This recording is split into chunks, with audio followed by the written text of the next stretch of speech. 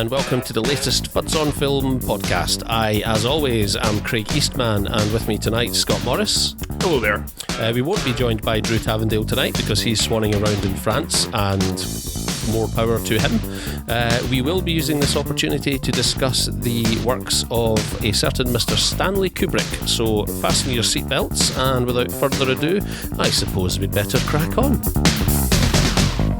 So then, Scott, Stanley Kubrick. Yes, one of the most well-regarded directors of his generation, and for someone who's been making films was making films for nearly 5 decades, you'd think we'd have to pick and choose what films we'd have to cover, but his meticulous attention to detail in all aspects of production, especially in the later years, means that there's only 13 actual feature films for us to talk through, and there's a few on that list that Kubrick himself probably wouldn't be thanking us for covering. So, no, exactly.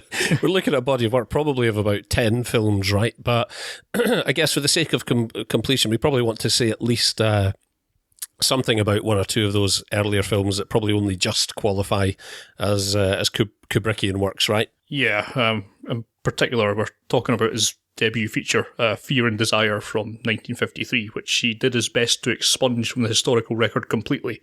But of course, now he's sadly no longer around to pursue that aim. It's rather easier to get a hold of these days.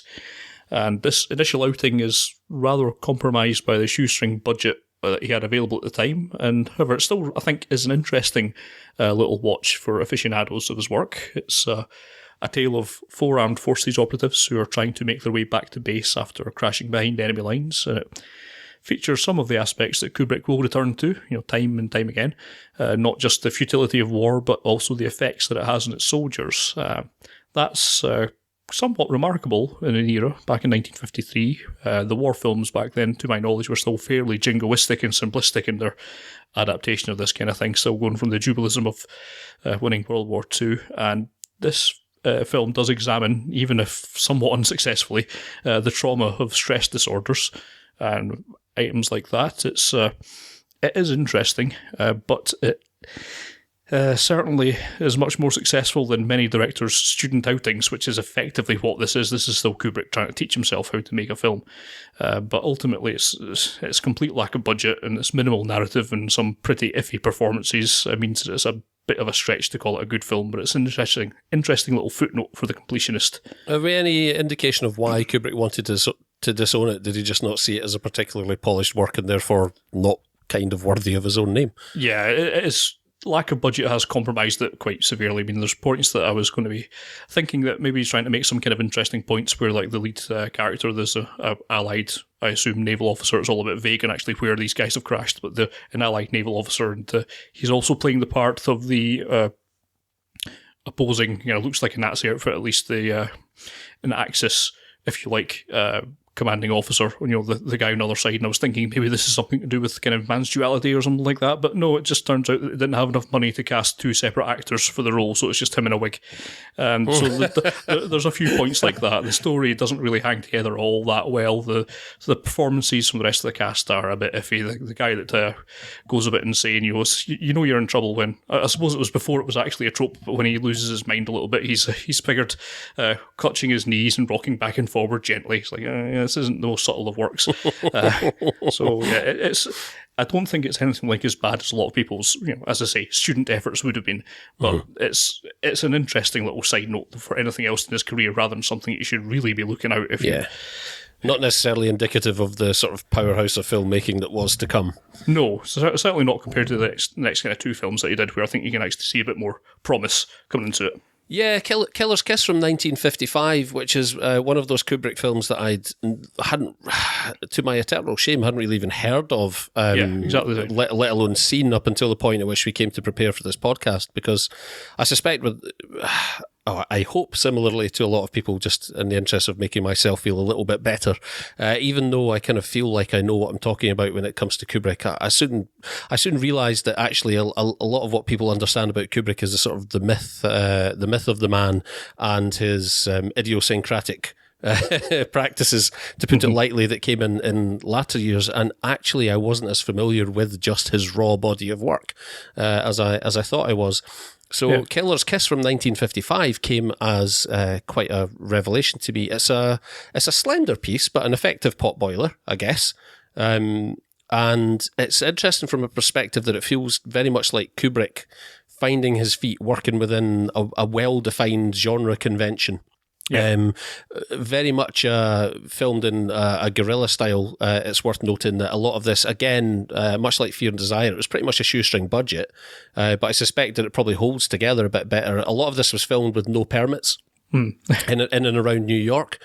And what's interesting about it is that I suspect you could probably say this is the first that really you start to see Kubrick playing with some of the technical aspects of filmmaking that might pop along later on in his career and figure much more prominently. I'm thinking about things such as like breaking the stage line, which I think this is the first example of that we see in his work, and various other aspects, quite aside from the fact that it's quite an effective little movie, and I actually enjoyed it far more than I expected I would.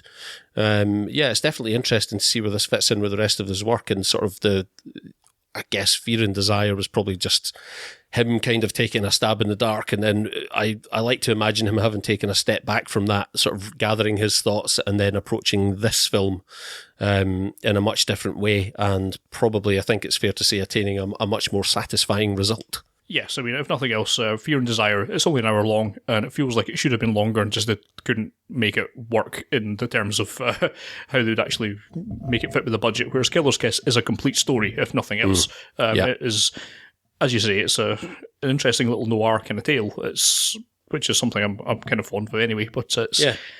Yeah, it does suffer a few uneven performances, perhaps. It's not the best acted performance, but it's a solid enough story. Nothing dramatically original, but it's certainly an enjoyable number. And it certainly held my attention well enough for the 90-ish minutes, and it's just a very respectable thriller. You start to see some of the, as you say, some of the technical aspects being played with. It's still nothing like as groundbreaking as his later works or anything like that. But you can see the inkling. If this is where you can start to see that he's learning his craft a bit more, and it's in the service of a very in the service of a pretty interesting story. So yeah, I enjoyed it much more than I thought I would. Like yourself, not really seen much of the earlier stuff, just from some informal conversations around the offices at work. There's a lot of films that Stanley Kubrick's made that people just don't associate with Stanley Kubrick at all, and certainly when I think of Kubrick, I basically think of 2001 and everything after it. And a lot of his earlier work kind of goes a little bit under the radar, and it doesn't really deserve it. It's by no means essential viewing. It's certainly not as one of his best films, but it's certainly a good film and worth a look at. Yeah, and I think the last point at which he would be working from an original story, because everything after this, I think, was adapted from an existing piece of literature. I may be wrong about that in one or two. I think more or less, arguably 2001's not, because that was the novelisation came after the Arthur C. Clarke's script, didn't it? Or, okay. That's a technicality, I think, more than anything else. Yeah, no. But nonetheless, I'm completely incorrect, and not for the first time in my 36 years on this earth. In fact, probably not for the first time in the last 36 hours on this earth. But no, I think certainly for a long time, or predominantly throughout his career, that he would work from screenplays he himself adapted from existing works, and this is one of the few films where actually he wrote the story, and I think gave the dialogue over to someone else, asked someone else to write the dialogue. I can't think if that was this or the film we'll talk about next. One or t'other anyway. You can tell we've prepared thoroughly for this. But yeah, no, it's a really interesting film, and I think if I'd watched this without knowing it was a Stanley Kubrick film, I still would have enjoyed it greatly. It kind of caught me by surprise. I shall probably go back and watch it again. For all its flaws, it's still an effective little movie. Yes, I enjoyed it. Yes. Well worth checking out if you haven't already. This would be followed by The Killing just a year later in 1956, which I think I'm correct in saying is Kubrick's first studio movie. And again, he's quite obviously operating within a pretty rigid framework, even in comparison to his next feature, which would be Path of Glory. Yeah, absolutely. It's again, as we've just mentioned, his first screenplay adapted from a novel. With a plot that centres on a daring robbery which takes place at a busy racetrack. The thing that probably is most notable about The Killing is that it's Kubrick's first attempt at playing with a non-linear narrative structure, which purportedly was a bit of a problem for test audiences. So at the studio's insistence, and you won't hear that very often past this point in Kubrick's career, at the studio's insistence, I think, he was forced to re-edit it back to a linear state, and people found it, if anything, rather more confusing, if a brief glance at IMDb's trivia page is to be believed. So he got away with it under this... on this occasion, reverting to his original edit, and it's subsequently been cited as a major influence by any number of contemporary filmmakers, actually, most notably our friend Quentin Tarantino. It's the first time Kubrick worked with Sterling Hayden, and it's a nice little movie. Again, you can tell that it's obviously got some sort of production value behind it. Everything's a little bit tighter, but I'm not sure that I enjoyed it as much as Killer's Kiss. I probably did enjoy this a little bit more. It just seemed a bit more polished, a bit more professional than The Killing did, which is obviously just a function of budget. The story itself is probably less interesting than Killer's Kiss. It's a standard noirish potboiler heist movie. However, it's quite effective for all that. I enjoyed it enough. It's paced pretty well. The only thing that really annoyed me about it was this clunky narration, which really added very little to it. Yeah. Something Kubrick was prone to, I think, is fair to say.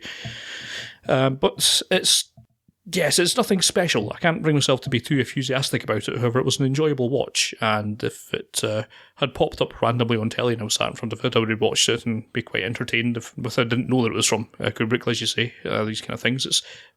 It's a perfectly fine film. It doesn't really have the kind of a punch or impact that would make it anything like a classic or anything. And it's quite ephemeral. I don't think there's really much there that's of like lasting value. Certainly not even his next film would be have a better kind of legs for the ages. And this one is just a decent story, very well told, and reasonably acted and pretty well paced. So it's perfectly fine.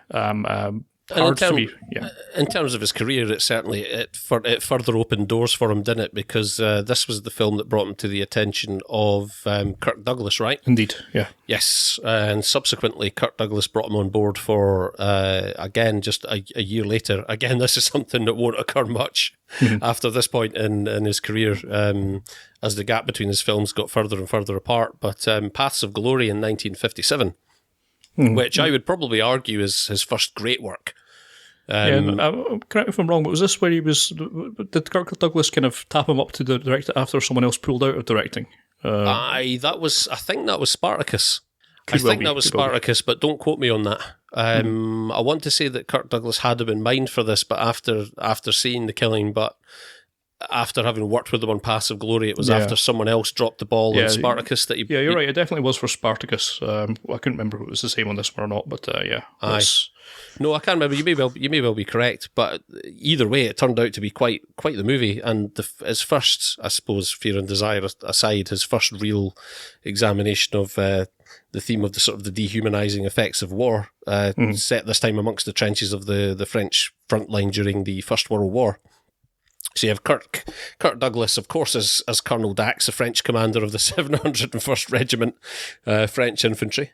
And he's ordered by his commanding officer, General Moreau, to launch like an absolutely certainly suicidal attack against the fortified German position. On the morning of the assault, which to no one's surprise is a catastrophic bust, one company of men fails to go over the top, which enrages Moreau, who then accuses his men or the men of cowardice and calls into question Dax's leadership. In order to save his own face, he arranges a kangaroo court-martial of 3 randomly selected men from within Dax's regiment, and the colonel subsequently finds himself caught between the blinkered rather unquestioning attitude of his superiors and his loyalty to the men who fought for him.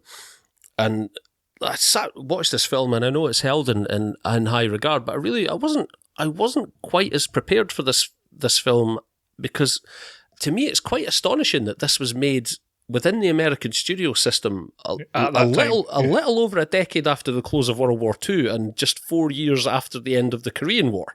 Yeah, that strikes me as absolutely crazy. That it really blew me away that this was made within an American studio system so close to the end of these wars, and it would be such a damning indictment of the military system and this bloody mindset of following orders simply for the purpose of following them, unquestioningly. And I can only imagine it's due to the heft of Kirk Douglas that they were able to get away with this, because I can't imagine it having happened with anyone with less star power would have been able to get this picture made. The other remarkable thing about it is that, keeping in mind that this predates Saving Private Ryan by some 41 years, some of the sort of the remarkable camera work that goes on, this is really the first indication of Stanley Kubrick, whose great passion in life prior to this, or his great passions being chess and photography before this. I want to say this is the first picture where I really started to notice the camera work and how he was guiding, later on completely overriding his cinematographers. There's some fantastic camera work among the trenches, which, albeit in this case it was achieved by widening the trenches apparently by 2 feet to accept the camera dolly system, but also the attack on the anthill fortification is accompanied by some crazy camera work that, like I say, that you can immediately see must have informed, or you would imagine certainly informed. You have to imagine that this must have been at the back of Janusz Kaminski's mind when he was shoving those cameras up the beaches of Normandy in Private Ryan. Yes.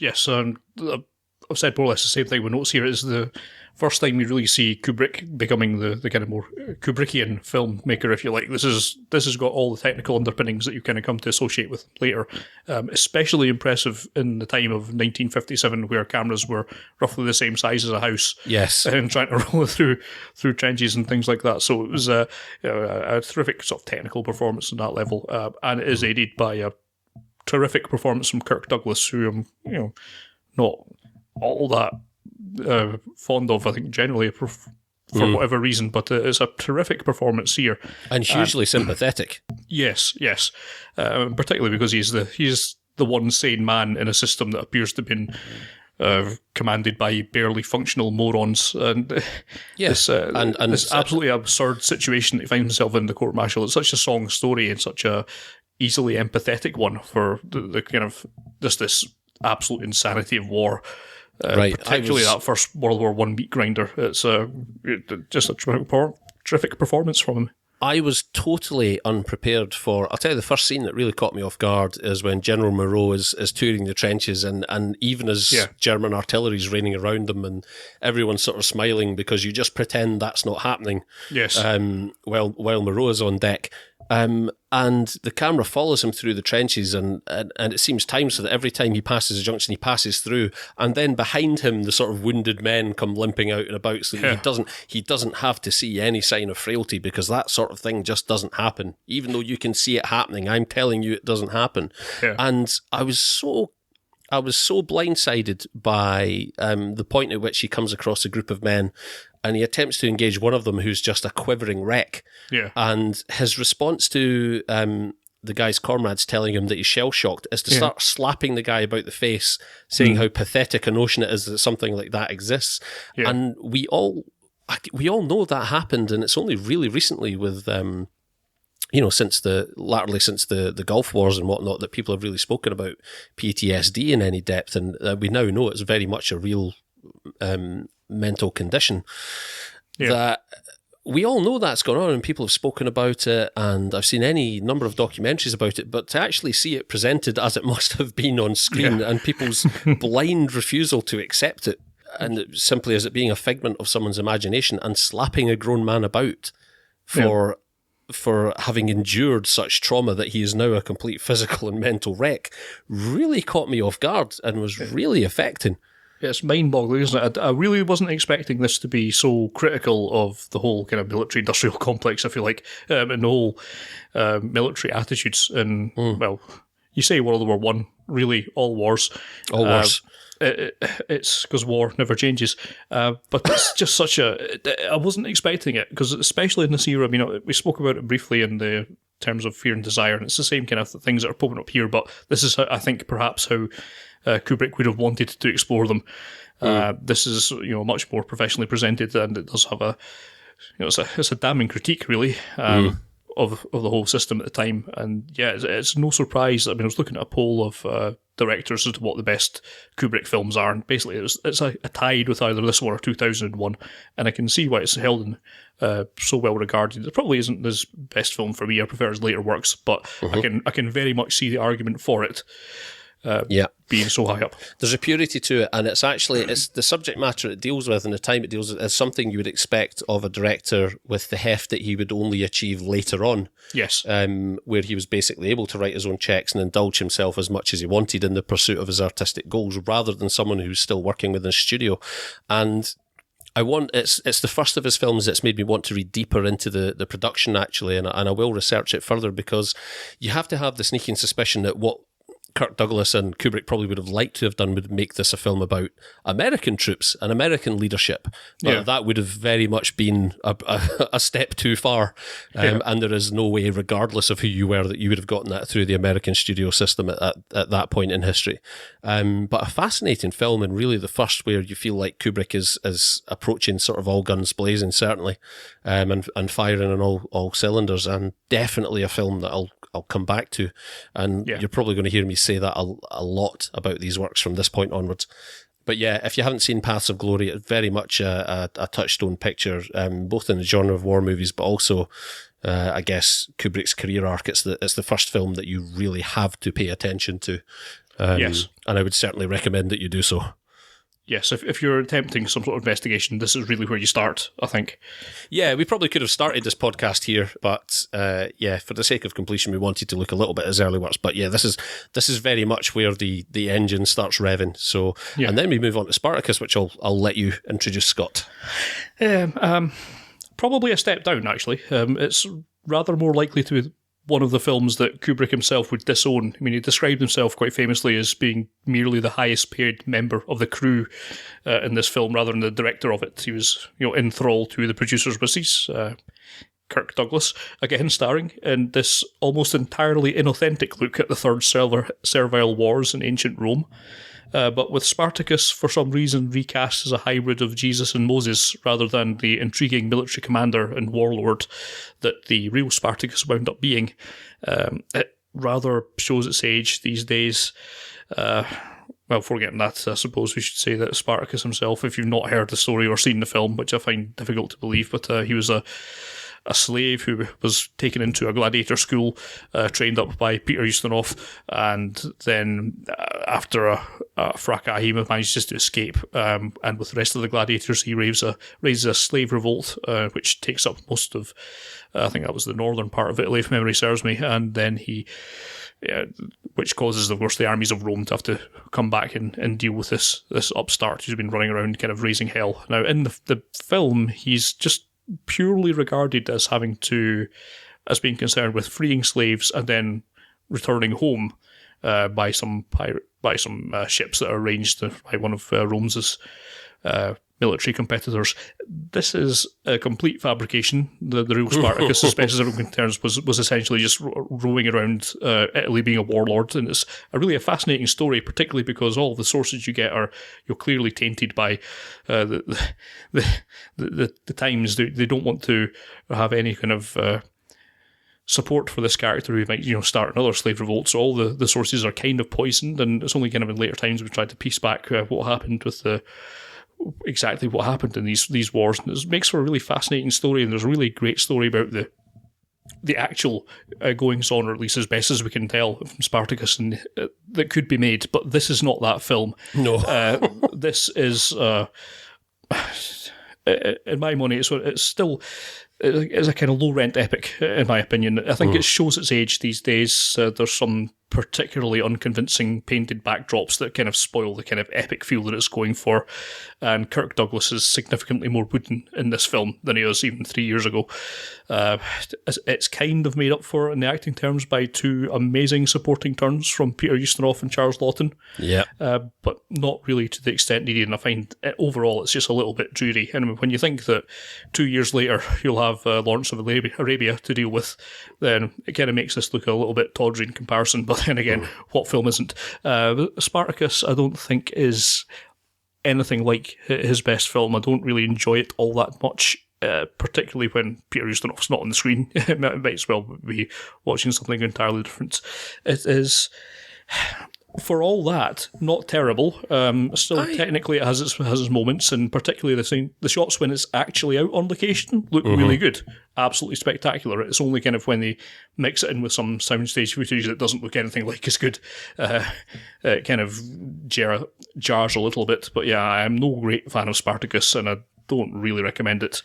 I broadly speaking, I think probably safe to say from that I enjoy Spartacus maybe slightly more than you do, but certainly not really on a technical level or, as this sort of revered cultural artifact or anything like that, because it's none of those things, but purely I think as an example of a type of filmmaking that just isn't around anymore. I think it's an easily digestible watch from within that sort of swords and sandals epic genre. It's probably not the best example of it by any means. You're probably looking at Ben-Hur or something like that, but it's one of those films that a lot of people seem surprised to learn that it's a Kubrick film, and that probably tells you something. So I think, safe to say the director himself probably tried to distance himself from it in latter years, and it's not really ever played up as a Kubrick film. It's always played up as a genre, an epic genre movie and very little else. And I find it enjoyable for that, but it safely falls within the sort of the lesser half of the list of movies, or probably the lesser third of movies that we'll be looking at on this list, in my opinion. Yeah, Kubrick himself was, he talked quite often about trying to make a properly historically authentic movie, not specifically Spartacus, but he never quite got around to that. I think there was plans for a Napoleon biopic and things like that never quite made it. But I kind of wonder how my opinion of this film has been shaped by it being, an out-and-out lie. This is clearly not Spartacus's tale.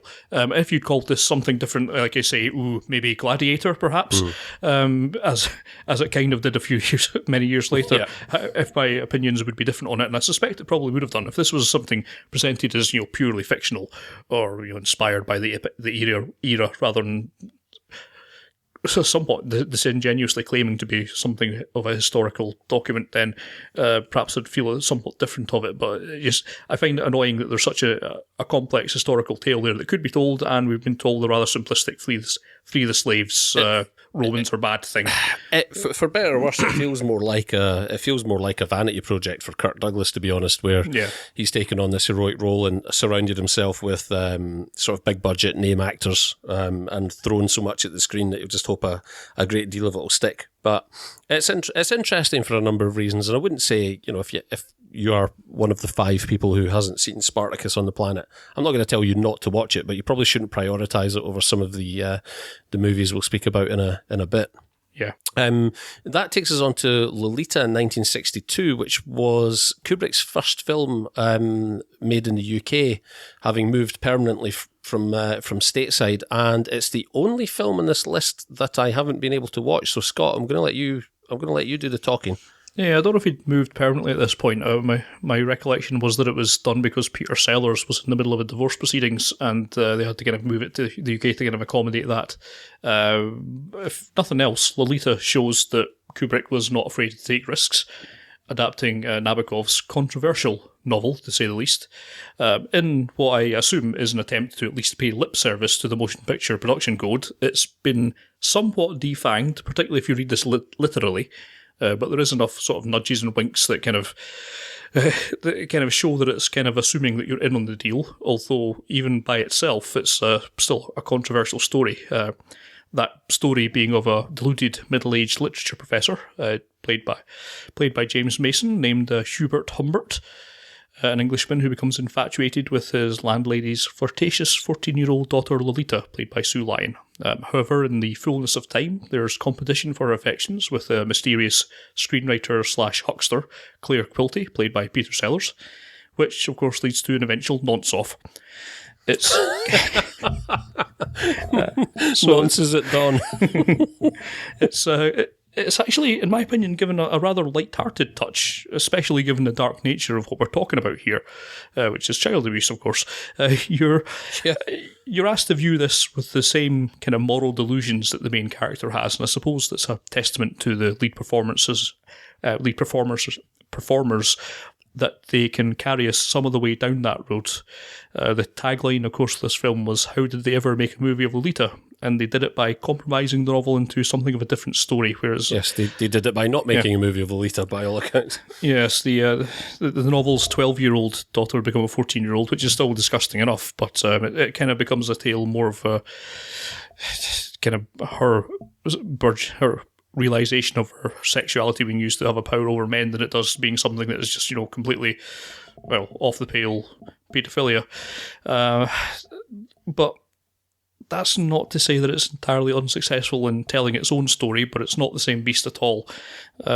Regardless of that, it's certainly a much more thought-provoking movie than almost all recent releases, so it is worth looking at on that basis alone.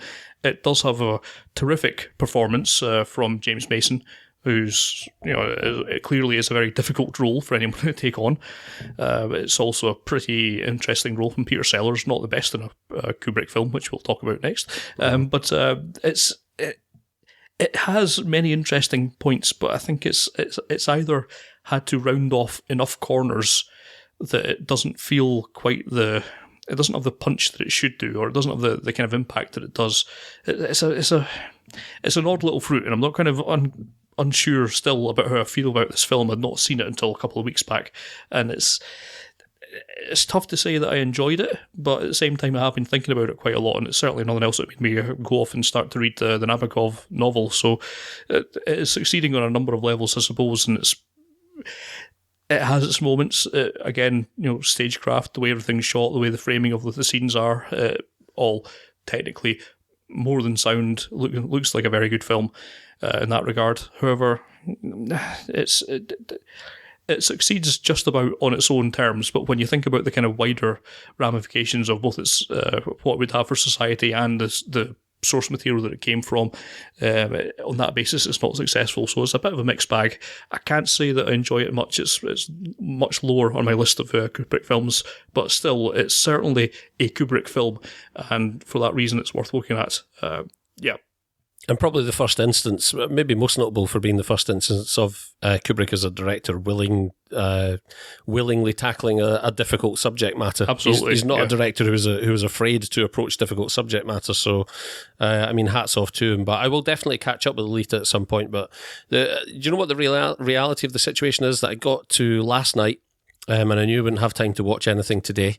I had 2 movies on this list left to watch, and I had to make a choice between Lolita, and Barry Lyndon. The absolute truth of the matter is that with a daughter myself, I just didn't want to approach that subject matter. Yeah. And I went with Barry Lyndon, and I think on both accounts that was probably the right choice, but we'll move on to that later. Yes. So moving swiftly on from Lolita to Dr. Strangelove in 1964, and I am ashamed to say that again, until 2 nights ago, I had somehow circumvented watching Dr. Strangelove up until this point in my life. I'm actually really glad it's worked out that way, because I watched Dr. Strangelove a long time ago and absolutely loved it. But every time I've gone back to it, it's not the sort of comedy that really gains a lot on repeat viewing. So I would be able to talk about it now and tell you how much I like it, but I couldn't bring the kind of enthusiasm which I hope that you'll be able to bring to it, having just seen it for the first time. I was absolutely blown away. No pun intended. But the thematic content of this movie. But obviously, broadly, I knew exactly what Dr. Strangelove was, as I suspect a lot pleasantly who haven't seen the movie do. It's very much one of those sort of touchstone movies of the modern era, and I was pleasantly surprised almost to find that it was every bit as good as I've been told, although I can understand what you're saying about perhaps maybe on repeat viewing one might not take as much away. But fascinating to see that it probably to this day probably remains the darkest satire on war ever committed to celluloids. And reteaming the director was Sterling Hayden, who plays Brigadier General Jack D. Ripper. There's a fantastic line of character naming in this, of which my favourite is Bat Guano. Yeah. Which had me chuckling childishly for a good 5 minutes before I'd even started watching the film. I'm not sure it really beats out General Buck Turgidson. No. It's amazing. But Jack the Ripper is an unhinged US Air Force Base commander obsessed with the creeping communist threat, and who's to our bodily fluids. to our precious bodily fluids, whose aircraft are currently deployed on a nuclear-armed exercise just outside of Soviet airspace, and who takes it upon himself to sever all communication between his base and the outside world. And subsequently issues his aircraft with a non-retractable order to commence nuclear bombing of Russia, leaving his baffled colleagues within the military and government merely an hour to save the world from Armageddon. If that sounds as though it's far too dark a subject matter to make light of, then consider that this film was produced pretty much at the height of the Cold War, when people were genuinely living their lives in fear of nuclear Armageddon. And yeah, Kubrick thought the best way to handle that, and he's probably right in retrospect, but was to basically step up and have a right good laugh at the situation. Strangelove makes just as damning a case against the insanity of following orders at all costs as did Paths of Glory 7 years previously, I would argue, albeit from a very different end of the spectrum. Yeah.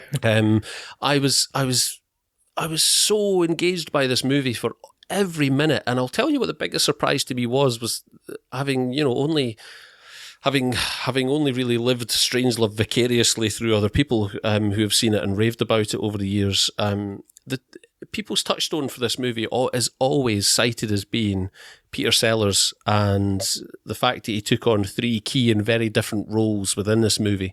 And on more than one occasion, I've been told, it's Peter Sellers' show. He's the film's engine entirely. And the greatest pleasure for me in watching Dr. Strangelove was to actually find out that is a total disservice to the rest of the central cast, who are uniformly excellent. And I'll tell you in particular, Sterling Hayden, who I wasn't expecting that comic turn from, and who is absolutely note perfect in dialogue, in posture, in every aspect of his performance. It was such a thoroughly enjoyable movie dealing with such a terrible subject matter, and in such a preposterous lampooning style that you can't really take it seriously. But I can absolutely see why this is on so many people's sort of top 10 movies lists.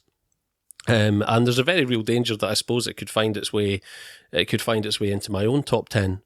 But I will have to give it some further watches, Scott. But really absolutely fascinating that Kubrick, again, not in the sense that Lolita was a difficult subject matter for a director to approach, but still very much a taboo subject at the time for someone especially to poke fun at, I suppose, and testimony to the fact that quite often the best way to deal with great adversity and fear is to try and make fun of it.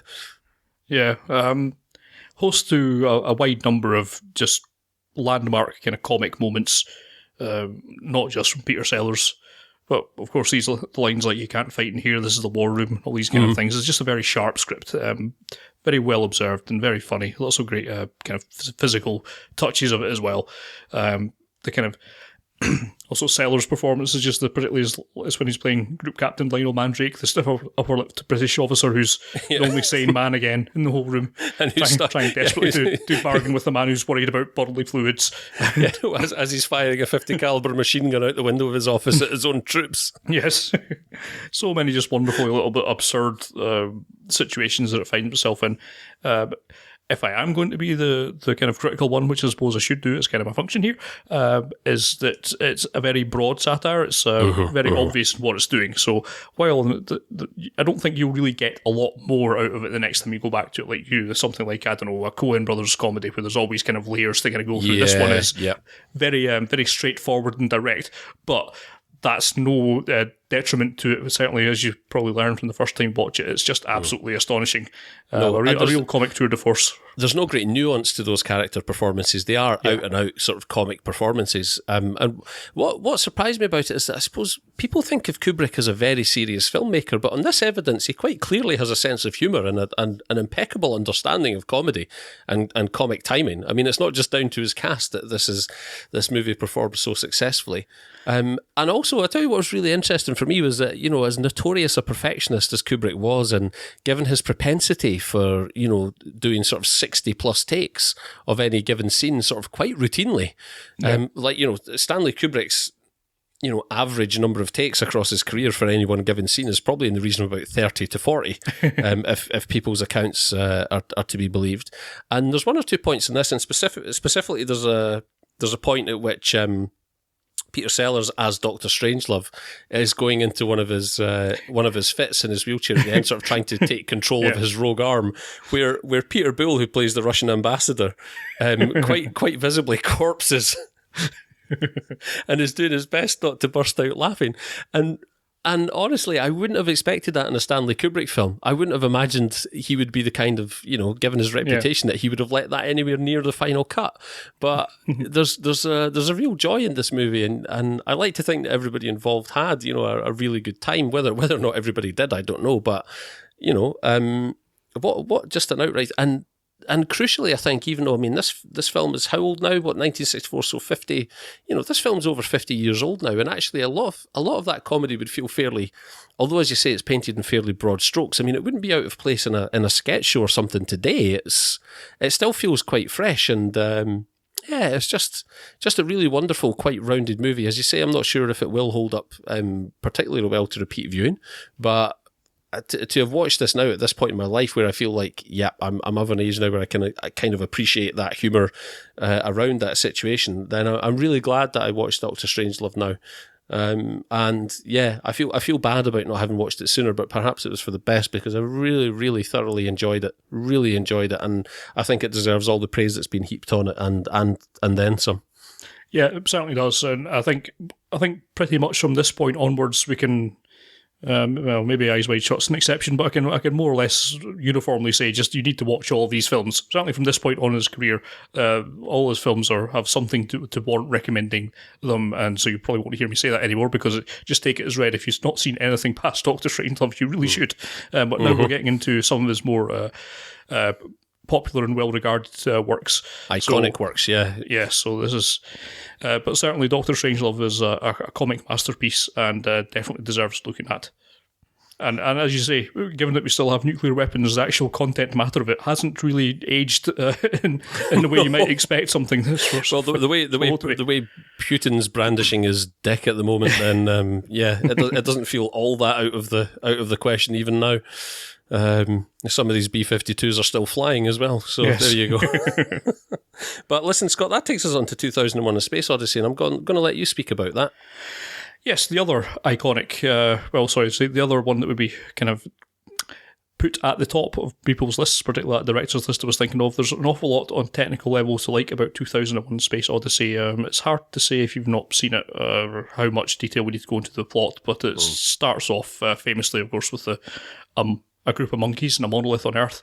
This mysterious monolith somehow affects humankind's evolution, teaches us to use tools and become masters of the planet, at which point there's the very famous dissolve, or the cut from the bone being thrown into the air to a space station, which finds us more regarding... In contemporary times, looking at a moon base, eventually, which we've managed to dig up another monolith, and the following the chain from there, we're investigating this monolith on a moon base. 2001, a bit of an ambitious date, as it turns out. Not quite managed to reach the level of technology we've got there. Yeah, if it had been about man obtaining the smartphone, then we've not quite managed to have space Leonard Rossiter so far. We'll get there, man. We'll get there. So this monolith sends a burst of energy, which is directed over at Jupiter. So the next step, of course, is to send a manned mission out, which is the real beat of this film, where a scientific vessel headed up by Dr. Dave Bowman, played by Keir Duella, and Dr. Frank Poole, played by Gary Lockwood, is sent off with some other scientists in suspended animation out to Jupiter to investigate what the hell's going on with that.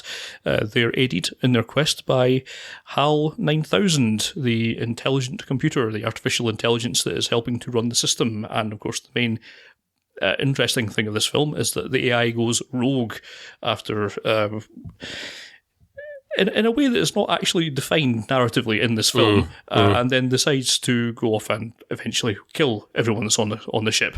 But thanks to some ingenuity, Dr. Dave Bowman survives and makes his way through to Jupiter, whereupon the film goes entirely off the rails and he turns into a space baby. This is one of these films that I have seen a long time since my school days. I believe it was the first time I tried to watch this, but the problem with that is when you're younger and they start showing these films at 11 o'clock, as they invariably did, by the time you got to that bit at the end, it would just go entirely insane with all these psychedelic influences, and you would not really know through your fog of tiredness if this was something that was wrong with the film or something wrong with you. You would struggle even to masturbate to it, Scott. Indeed. But the more I've revisited 2001, and for its faults, is a film that I've revisited a number of times through the years. Yeah, I think it is a fault with the film. I find 2001 to be technically absolutely astonishing, particularly for the time. Narratively, a complete disappointment. Yeah, I mean, far too abstract. Yeah, in parts. And I mean, we're not going to get into the many ways you could interpret what happens in this film, both at the start and the end. Yeah, so with or without the use of performance-enhancing drugs, as many people throughout the intervening years have done. What I think grinds my gears about this is that every single one of these interpretations, no matter how insane they may appear to be, is as relevant as anything else, because there is no context or information given in the film for you to do anything other than just speculate wildly. So everything's as much as each other. I mean, it's often claimed that you have to make an entire other film just to explain this one with 2010, which I think is given 2010 a bit of a disservice. It's clearly a film that is... I don't know if it's biting off more than it can chew. I just think that it doesn't actually chew anything. There's an interview that I think was given to Brian Aldiss, who I can't remember if he did some work on this or something else with Kubrick, where he was talking about how Kubrick was less concerned with narrative as an overarching thing, and he was more concerned with being able to break it down into a number of sort of distinct scenes that could be done. So a couple of distinct points. So you've got point 1, the monolith appears. Point 2, go to the moon, da-da-da-da-da. Well, for me, the question there is to none what of it end? joins up. None of this joins up, so you have lots of little individual scenes, none of which actually are connected to each other. And that's my real problem with 2001 AD. There's no flow to this film. It's just, here's a bit, here's another bit, here's another bit, here's another bit. And the linking between those is almost non-existent. It's almost, I agree with you entirely, absolutely 100%. And for me, it's always bordered on being more of a 2-hour art installation than it has a motion picture that's designed, for people to sit in a theatre auditorium or, at home and digest it that way. It's always been... And people talk about... I find it remarkable because people talk about Kubrick as being a cold filmmaker. And if anything, the last week or fortnight of reviewing this back catalogue has shown me that's patently nonsense. But in the interest of 2001, if 2001 is your entry point to Kubrick, then I can understand why people would say that, because narratively, contextually, even sort of in terms of that whole middle section, even just with Bowman and Lockwood, it's so difficult to engage with so much of it. I mean, the counter argument that was always made to that is that this was they shouldn't be going off into hysterics or having any huge emotional impact because they're trained professionals and they're going about their job in the trained professional way, which I kind of understand. But the counterpoint to that counterpoint is it's not a bloody documentary. I would like to be entertained, So swings and roundabouts. It's so true, though. It's so true. It definitely is a film most notable for its technical accomplishment. And what I'll say for 2001 is this: I routinely watch movies now made in the modern era, whose effects work is inferior to 2001. It really is a startling looking film, and it's 2001, it was made in 1968, so we're talking 40 odd years before the invention of Blu-ray, and really Blu-ray is probably the first format available for home users that has been able to do this film any sort of visual justice. Anything less than good old 1080p H.264 has not done this film the service it requires. Especially given the mess Warner Brothers routinely makes of, all DVD releases, but his in particular. Yes. Yeah, I think 2001, again, it's not one of those films I'm going to say don't watch it, because again, it's still an iconic movie that I suppose you kind of have to at least watch. You have to form an opinion about it one way or another if you want to be involved in a discussion about the lexicon of modern cinema. Yeah. But I find it annoying from a personal point of view that over the years, so many people that I've spoken to about it who revere the movie if you don't enjoy it, you just clearly haven't understood it. No, as you quite rightly point out, there's not necessarily anything there to understand, and to attribute a thought or a context to the movie that clearly wasn't the director's intention does not make you not make you right, and it doesn't make you more intelligent than someone else who hasn't enjoyed the film to anything like the same degree. So it is very much, again, I'm not going to advocate that people don't watch it, but it's safely in the. Are we going to get hate mail, Scott, if I say that it's safely in the bottom half of my Kubrick list? I would say the same, but this is probably more a reflection on the quality of everything else, isn't it, rather than a lack of quality in 2001. As I say, I don't enjoy it narratively, but on a technical level, I can't help but be impressed for almost all of the 2.5 hours that I'm watching it. Only very small elements of it have not held up. For example, the bit at the start, it's pretty obviously guys in monkey suits. That has not survived Brule translation else too well, but everything else really has done, and it looks quite spectacular. There's a bit of stop motion when one of the guys is outside when the airline is cut and he's left to float off into space. There's a bit of stop motion animation on the thing that hasn't held up too well either. Yes, but again, between that and just that's nitpicking. The futurism that Arthur C. Clarke brought to this, obviously temporarily not accurate. We do not have our Virgin Atlantic space planes just yet, but I think an awful lot of it, in sort of the general terms of what it was kind of doing to predict the future and iPads and all these kind of things, it's actually come through. So on these kind of on that basis, just from the kind of terms of it being a vision of the future, which was not absolutely insane, this is still really actually not too dissimilar to the kind of directions that we are thinking about going, if we've not quite been able to do it with the various challenges to the space programs in recent years. But it's still no less accurate for that. And so there's an awful lot of reasons to recommend it, even though I don't actually enjoy it all that much as a film. So yeah, even if you just prepare yourself for the fact that you might not be thinking it is absolutely so strong as its perhaps reputation would expect you to have, it's still very much worth watching. Yeah, let me reassure you that if you get to the end of this movie having never seen it before and your immediate thought is that it? You are not alone. You are not alone. And you know what? I'm going to let you talk about Clockwork Orange as well, Scott, from 1971, because in a lot of ways I feel very similarly about that movie as I do about 2001. Yes, Clockwork Orange, you're a futuristic Britain. It's obviously, of course, based on the novel from Anthony Burgess. It's a complicated little tale, this, particularly when you start thinking about it, and I think we are going to record a commentary on this one, so don't perhaps not want to get into too much depth about it, but the film itself is centred around Malcolm McDowell's Alex, who is a violent young psychopath who runs a small gang of his friends. He's nominally in school, but with his rather hopeless parents, he's allowed to essentially go off and do whatever the hell he likes in this kind of somewhat lawless society. So he spends his nights taking what appears to be, variants of drugs mixed with milk and going off on violent rampages with either fighting rival gangs or going off and robbing and raping and pillaging various otherwise upstanding members of society. This kind of comes to a cropper when he is busted for it and is subjected to the Ludovico technique in a bid to kind of shorten his jail time. He is subjected to some psychological brainwashing, which will make him physically retch at the thought of carrying out violence or any kind of sexual hate crimes or anything like that.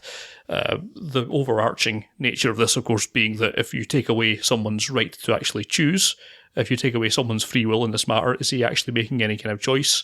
And so on and so forth. You can kind of see where that's going, and eventually that it all kind of falls apart to this he's managed to able to get society after some coincidental meetings with some people he damaged previously. They're somehow able to kind of get society to reverse this and stop the Ludovico technique. But that's kind of a sidetrack. You're really more concerned with this, with Alex himself and his narration. Of course, he doesn't see what he's doing as being particularly wrong. He's quite happy with his little line of psychopathy that he's doing, and he is the kind of the archetype of the misleading narrator, as he's talking about how much he enjoys this violence and how it's normal to him, and how we have to kind of judge him on that and bases his psychopathy on that basis. It's a strange thing to talk about, because I know for a fact that Anthony Burgess, the actual writer, doesn't agree with what Stanley Kubrick's done in a lot of this. It was routinely, this is one of the original video nasties in the UK. It was kind of de facto banned for a long time. It was sort of held up as a routine for so long enough that Kubrick himself pulled it from UK releases. And it's got such a reputation for glorifying violence, which Kubrick was absolutely against. And I've seen lots of interviews where he's routinely dismissing this and how he's not glorifying violence at all. And you need to kind of make up. It's very clear from what Alex is doing, Malcolm McDowell's character, that clearly he's in the wrong and he's blatantly a psychopath. But at the same time, everything that's done is done in such a light-hearted tone that it kind of underlies that message and approached stylistically from a sort of a very appealing sort of aesthetic. Yes, I mean, I agree with absolutely everything that Kubrick has said in this film about his film in regards to his depiction of violence, but I just don't think he's made the film that he thinks he's made. A lot of this actually, to me, really does feel like it's glorifying violence. It certainly is. It's very easy to look at what's happening on the terms and come to the conclusion that Malcolm McDowell is, of course, his character is a violent psychopath and despicable in all nature. But that is really not how it's presented at all, and you have to keep fighting against that all the way through the film. And perhaps that's why it's so individual and why it's so compelling to actually watch. So I'm always quite drawn into this film. I'm always quite engaged by it. But I don't really agree with a lot of either what Kubrick said about it or the way it's presented in itself. But that doesn't stop it being a tremendously interesting film to watch for those bases. Malcolm McDowell, again, of course, it's such an iconic performance that he's never really been able to escape from it, the poor guy. It seems like almost everything he's done from this has been some kind of derivative of Clockwork Orange, even to this day, which is perhaps a bit of a shame. He's got more to the strings to his bow than this, but I don't think he gets to play that bow particularly often. But yeah, it's just one of these things where if the actual writer of the novel that it's based on thinks that this actually is glorifying violence and has kind of missed the point, you have to at least question whether Kubrick's right on what he was doing in this one.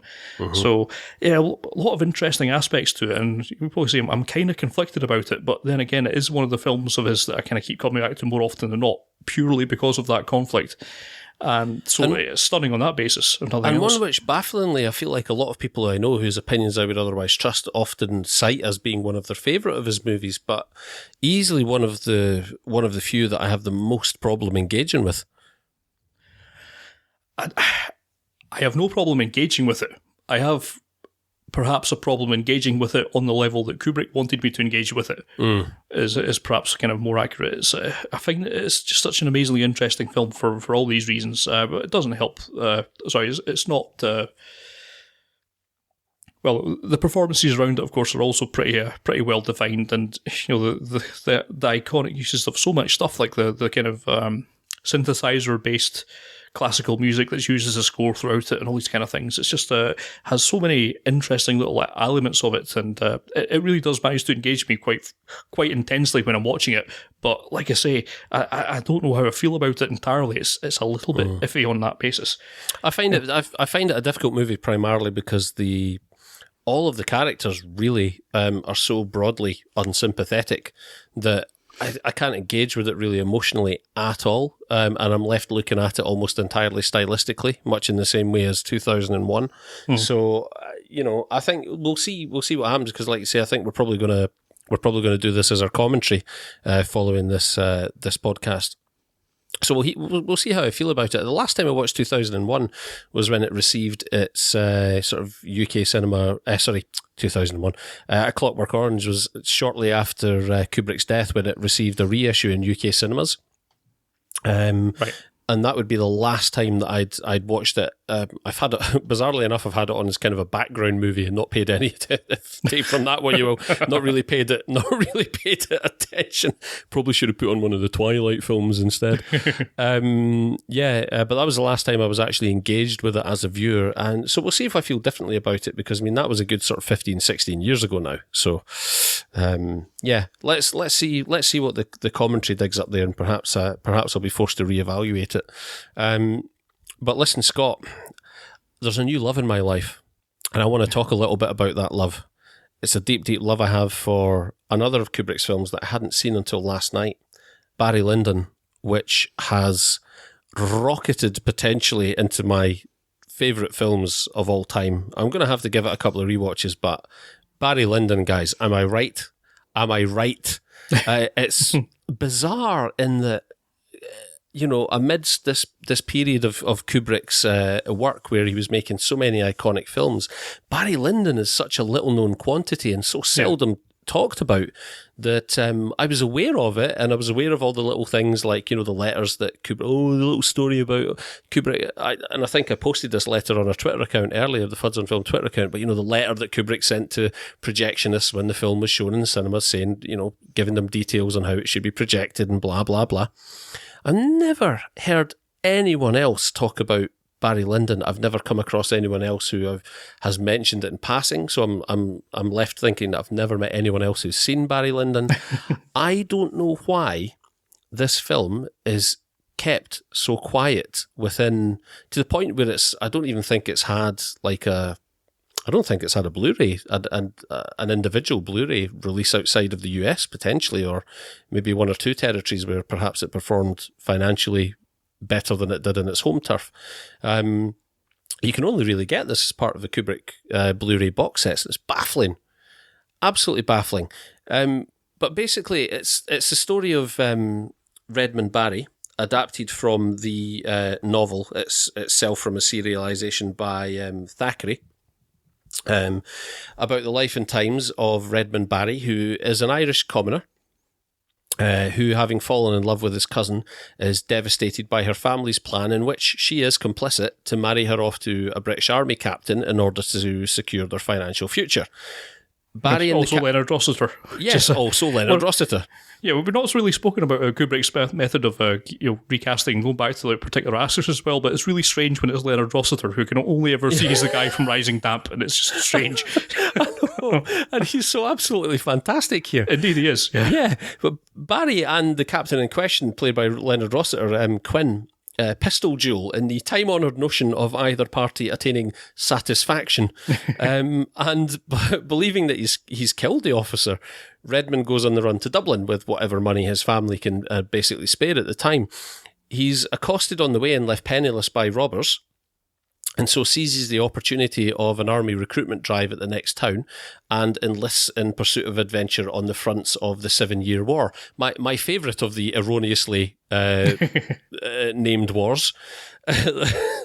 Numerous escapades aside, and those escapades are numerous, of course, across the course of this 3-hour movie, Redmond eventually finds himself romantically involved with the wife of an English aristocrat, who is a European court representative of King George III, Lady Honoria Lyndon. And upon the passing of her husband, Redmond assumes both her name and the lifestyle of her husband, relishing his new ennobled lifestyle but struggling to secure his own status and independent wealth.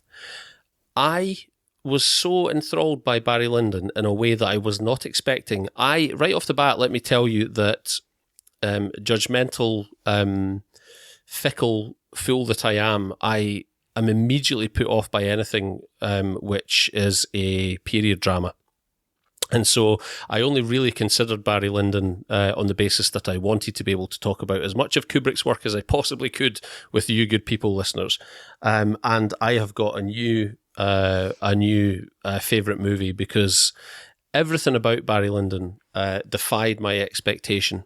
I am baffled to read today, having done some more research about it, because I started watching this at 9 o'clock last night. So straight to bed afterwards, thinking how wonderful it was. Woke up this morning, did a bit of research. I'm baffled to find that it kind of splits opinion, Barry. There are those like myself who absolutely love it, and a lot of other people who really don't consider it one of Kubrick's best works at all, who cite it as being sleep-inducingly boring, a movie in which nothing happens, which is patently ridiculous. Please tell me I'm not alone here, Scott. Did you enjoy Barry Lyndon? Because I personally think it's one of the best things I've ever seen committed to celluloid. I enjoyed it an awful lot. It's an interesting little tale. I mean, it's like yourself, it's one of these things that I bought because it was released on DVD as part of the Stanley Kubrick collection and by aforementioned release of Warner Brothers' god-awful DVD releases of Kubrick's work. So I've had it sitting on a shelf for, like a decade, maybe more at this point, but I never watched it until 2 weeks ago. And it is absolutely stunning. I think you could make a probably a very solid case that narratively it's nothing particularly spectacular. It's a fairly classic tale of rags to riches, well, relatively rags to riches. Yeah, a somewhat romanticised tale. Yes, clearly it's not meant to be taken seriously, as the narration would have you believe. Of course, that's one of the more interesting things, I guess, on a technical level, is the narration that's used to puncture and counterpoint what's actually happening on the screen, which is quite an interesting tale. But no, it's. I mean, if nothing else, we've not spoken about it so far, but I mean, the thing that you have to think about when you watch Barry Lyndon is how absolutely beautiful it is. Amazing. I mean, it's an astonishingly shot film. Like, as I was saying, as Kubrick was saying, he was basically thinking about how to frame this like a painting of the era, and so that's what you get. It looks absolutely astonishing for 3 whole hours, and this, of course, was back from the time when films were kind enough to give you an intermission and actually go off and be able to refresh yourself in the middle of a film rather than just having you sit through all of it, no matter how boring it is. But I don't think Barry Lyndon's boring at all. I think it managed to hold my attention pretty well. As I say, narratively, I think you could make a very strong case that it's by no means the strongest of Kubrick's work, but visually, it's astonishing. I don't see how anyone can see past that. It just looks so beautiful, and it's, if nothing else, you've got to see it for that reason alone. But it's backed up with a solid story. It's got a really nice central performance from Ryan O'Neal, who manages to kind of come across as both trustworthy and sleazy, and he's managed to kind of become a bit of a chameleon through the whole course of the film. Surprisingly does it so well. Sympathetic. Yes. Which is the key, I think. Yeah. Let's see. Look, how much more can I say about this film? And it's a film with Steven Berkoff in it that's not irredeemably terrible. How unlikely is that? It's and even though you could argue that it's somewhat weaker, narratively it still manages to work in these themes, like how the ridiculousness of war. I'm thinking particularly of the scene where it's got the British Army and the French Army, I assume it would have been at the time, and just the standard practice for armies at the time: line up across each other field, line up across each other in a field as though you're playing some game of British Bulldog, and slowly walk towards each other firing. That was the limit of tactical nous at the time, and it's just ludicrous scenes like that. I really enjoyed it. I don't understand why it would be held in low regard at all. And let's just say I can't overemphasize it enough. It's just such a beautiful film that I can't see why you wouldn't want to watch this film. Well, from a technical standpoint, I mean, John Alcott's cinematography, I think John Alcott worked with Kubrick on 3 of his movies, right? And was it 2001 Clockwork Orange and this? Or Clockwork Orange, Barry Lyndon, and The Shining, I think. I'm correct in saying.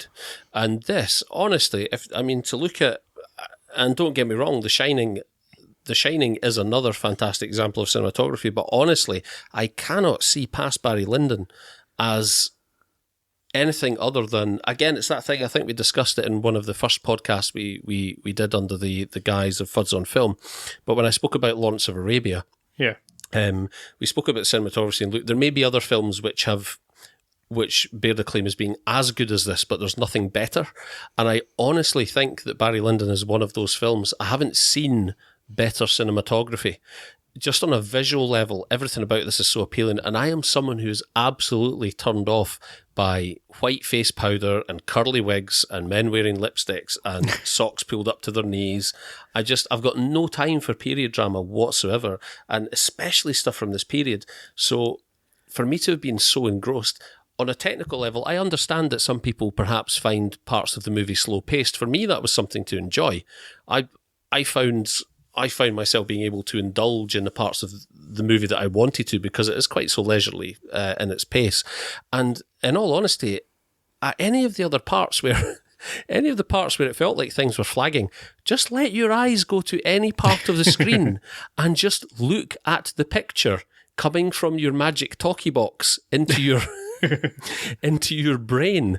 And what is there to complain about, honestly? And it's backed up by such uniformly fantastic performances. The other thing as well is that almost every character, no matter how brief their appearance on screen, is so wonderfully rounded. And everybody, there are no villains and there are no heroes in this movie.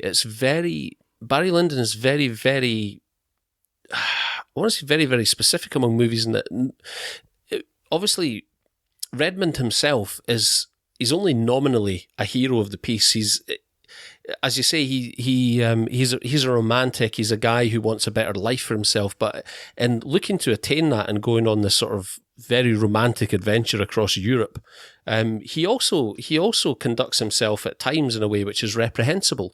Yes. But he's never less than a compelling and sympathetic character. And it's so rare to come across a film where sort of really you're being treated as an adult and no one says, okay, here's the protagonist, here is the antagonist, they shall fight and the protagonist shall come out on top. There's none of that. It's very much just a very realistic sort of watercolour painting of, look, here's an episode that happened and aren't we funny creatures, and doesn't luck play such a large factor in our lives, and even people who you think are nice, can't they sometimes do really shitty things? But that doesn't necessarily make them bad people. And I just found it so engaging and all of the characters so wonderfully rounded that I haven't really seen anything quite like it. And I'm baffled as to why people don't talk about this movie more. Really baffled. And I really feel like it should have done more for Ryan O'Neal at the time than it did, because purportedly he only got the role because the studio insisted that Kubrick could only make the film to his own specification if they cast a male lead who was in the sort of the top 10 Hollywood hot actors at the time. And Ryan O'Neal, being Irish, obviously was appealing, and he appeared on that list as a blip for, I think, 1 year or perhaps 2 years, based on the success of a previous movie he'd been in. But originally they wanted, apparently, Robert Redford, himself of Irish blood, I think, but who wasn't interested in the project or who turned it down for whatever reason. And the fact that this didn't propel Ryan O'Neal better into the stratosphere baffles me, because I found his performance totally compelling. Yeah, it was certainly a convincing performance, and it's backed up by a whole raft of them. As you say, the characters are just so well observed and nicely rounded that it's easy to believe them, and it's easy to get caught up in their lives. So, yeah, I agree. I don't understand why it's quite so downplayed. It deserves much more of a reputation than it has. I mean, I think the only time I'd ever heard this was just in regard to the way that he uses natural light to film everything. It's right, and the technical developments that had to do with that, the whole using lenses that were developed in the space program, but it's so much more than that. And the natural light thing in itself is a fallacy, because there was artificial light used. It was, I think the candle lit and mainly the interior scenes and things were mostly shot with the natural light, and the candle light thing, right, being the technical thing that everybody talks about. The f/0.7 lens, Carol's like, that's it, the NASA lens, yeah, exactly. But look, I mean, see past that. I mean, that's very much a function of aesthetic, and a very nice aesthetic it is as well. But I honestly think if people are spending too much time obsessing over that, and these strange people who, and I know that Warner Brothers, who's the guy who's the technical advisor to the Kubrick estate now that he's passed away again? Who advises on the presentation and whatnot of his movies? I can't forget his name, but he's basically an idiot. Who doesn't understand aspect ratio, and a lot of people have spent an awful lot of time that would have been better served just sitting and watching and appreciating the movie, apparently bitching and moaning about the aspect ratio at which this is being presented by Warner Brothers on the Blu-ray versions which are available, and over such a minimalist difference in aspect ratio, claiming that it's been butchered, that I can't help but think, are you interested in the film? Or are you purely interested in an argument over technical detail? Because I'm more interested in the film. And the technical detail which is there is astonishing enough in and of itself. And it's just a fantastically involving film. It's a real oddity amongst his catalogue. And I was so pleasantly surprised by it. And I'm really looking forward to watching it again. It's not Leon Vitali, is it? Yes, it may well be. It may well be. A man who apparently has got aspect ratio back to front. So the estate of one of the most technical filmmakers of all time has entrusted his legacy and its presentation for the foreseeable future to a man who has argued that 175 to 1 is a broader aspect, or sorry, not as narrow an aspect ratio as 166 to 1. A man for whom maths is no obstacle to opinion. I can only imagine that Kubrick is spinning in his grave. But there you go. I think people are being far too sidelined by that sort of stuff to actually appreciate what's in front of them. And do you know what? If the vast majority of other people want to pass over this film in Kubrick's catalogue, that's fine, because I am going to be happy to enjoy this film to myself to the rest of time. I absolutely loved it, and I never thought in a million years I would feel that way about a 3-hour authentic period drama. But there you go. Yeah, I mean, even if you come down the other side of the debate and you do think this is actually a boring film and you don't like the narrative or whatever, then if nothing else, you have to watch it at least once, because it's a 3-hour scene of some of the most beautiful scenes you'll see in film. Mm-hmm. And if that's not enough of a recommendation to actually make you watch it, then I don't really know what is. So, no, I'm baffled. Sorted out. I'm constantly baffled by people who say, that nothing happened in this film. This is a film in which it takes almost 3 hours to describe the plot fully. The guy takes part in the 7-Year War. There's at least 3 sort of battle skirmishes that we see. There's 3 pistol duels? There's all sorts of shenanigans going on. There's an orgy. There's all sorts of stuff going on. Nothing happens in this film, apparently. I can only imagine these are the same people who... I remember making the comment at the time. I might have made it in my written review of Superman Returns. People who complained about Superman Returns, nothing happens. This is a film in which a man lifts a continent on his shoulders, and you want to tell me that nothing happens in it. And it must be the same people who are talking about Barry Lyndon, man. I just don't understand. If you haven't watched it, please, I beseech you, check it out. And if you want to argue the detail of it with me afterwards or tell me that I'm wrong, brilliant. Find me on any number of social media channels. But please just go and watch it, because not enough people have watched this movie. So yeah, segueing seamlessly on, Scott, to 1980's The Shining. Yes. Okay, so The Shining sees aspiring writer Jack Torrance, played by Jack Nicholson, of course, so iconically, take a job in the Outlook Hotel, basically taking care of this remote hotel over the winter months when it would be snowed in, and generally being a caretaker for when it will be otherwise disused. So he goes up to this isolated Outlook Hotel, and then before long, with his family, Wendy, played by Shelley Duvall, and his young child, Danny Torrance, played by Danny Lloyd. And so while he settles in, he thinks this will be an ideal time to outline some new projects and basically get some peace and quiet to work on his ideas. Before long, weird things start happening, like Vanilla Ice trying to rap again.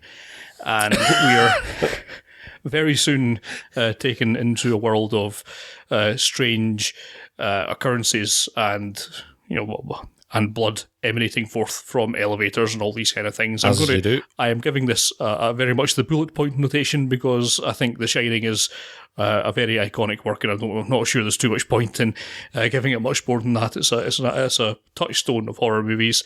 All of this stuff, of course, has an effect on Jack's psyche, who goes somewhat crazy, and as happened some years previously, goes a bit crazy and decides to take on and to start killing his family, thus leading to the events of the end of the film. Now, it's based on a Stephen King film, book, but please don't run. No, it's actually quite good. Yeah.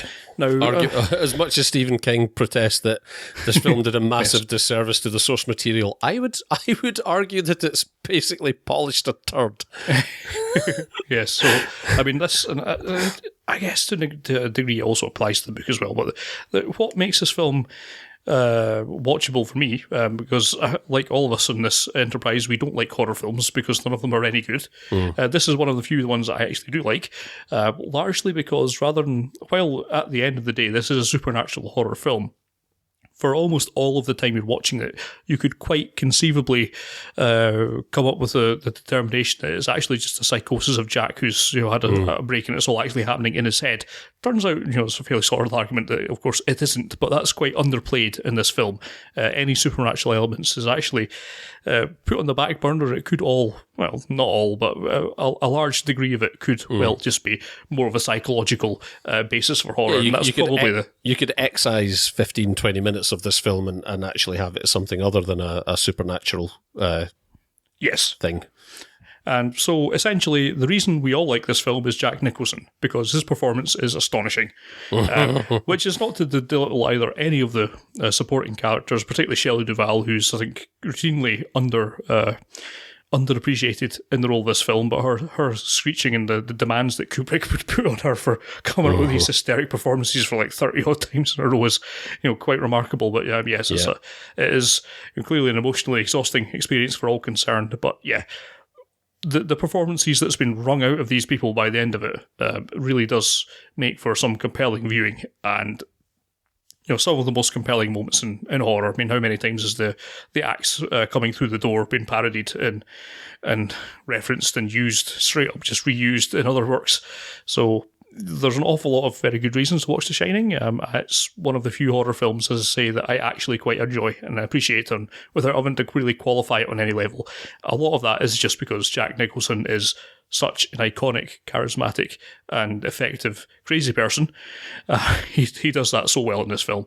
I don't subscribe to really having any more depth to my enjoyment of this. I am not going to go some crazy Room 200 and, was it 231 style? 237 or 237, something. Yeah, there's an interesting little documentary based on some people's theories as to what happens in this film. I think they're all mental, but I can nonetheless appreciate this for being an effective and enjoyable horror movie with some terrific performances, and that's why I like it. So, yes. It's interesting. It's one of those films that had the cultural impact where people have bestowed upon it sort of myth and legend and apocryphal tales that really have no place. And a shout out at this point to our friends at the Films and Swearing podcast, who approached us on Twitter when we were touting this episode and asked if any of us had seen that documentary, to which the answer is yes.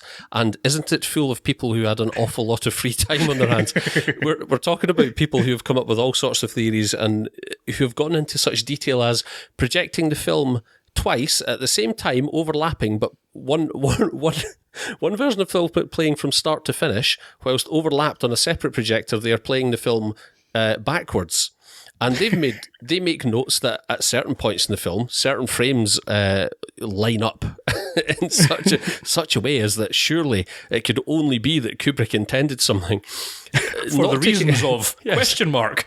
Not taking into account such things as mathematical probability when dealing with that number of frames. That at some point, yes, something visually interesting is statistically likely to happen in the space of 2.5 hours. But it says something about the film that people have taken it to heart so much that so much nonsense has sprung up around it. All these apocryphal tales of, Stanley, there are clues in this movie that belie the fact that, Stanley Kubrick secretly trying to tell us through The Shining that he was involved in faking the moon landings. And so, I don't know how you get there, but that's the last time I checked.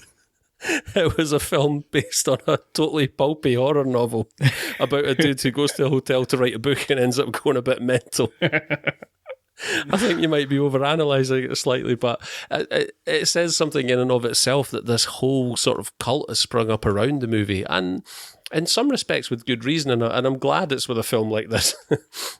These cults could so easily spring up around, I don't know, a Steven Seagal movie or something.